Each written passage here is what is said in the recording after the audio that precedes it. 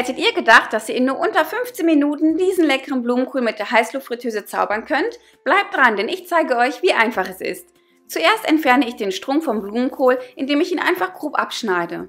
Dann entferne ich die Blätter, so gut es geht mit den Händen, indem ich sie einfach vorsichtig abreiße. Die restlichen Blätter, die schwer zu entfernen sind, und der Rest vom Strunk entferne ich dann, indem ich ihn keilförmig mit einem Messer herausschneide und danach einfach herausbreche. Anschließend zerteile ich ihn einfach mit den Händen in größere Röschen. Kleinere Röschen lasse ich so, aber die größeren Röschen zerteile ich weiter, damit alle etwa die gleiche Größe haben und gleichmäßig garen.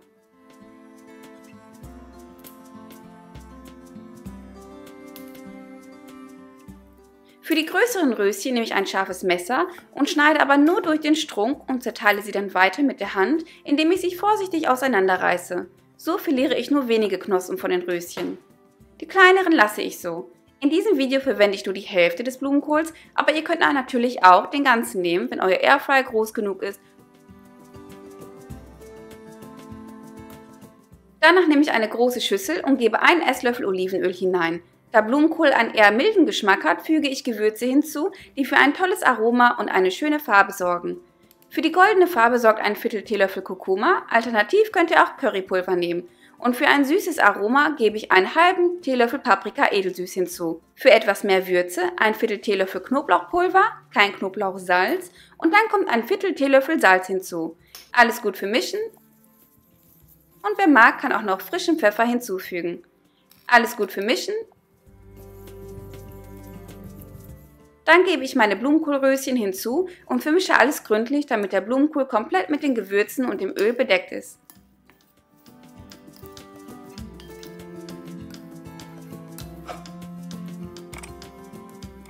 Nun gebe ich den vorbereiteten Blumenkohl im vorgeheizten Airfryer bei 190 Grad und röste ihn für etwa 8 bis 10 Minuten. Der Blumenkohl sollte innen weich und zart sein, aber außen schön knusprig.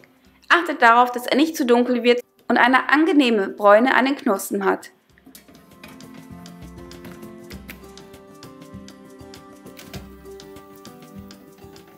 Und fertig sind sie. Sehen die nicht goldig aus? Zum Schluss gebe ich noch etwas schwarzen und weißen Sesam darüber und serviere ihn in meiner Lieblingsbowl.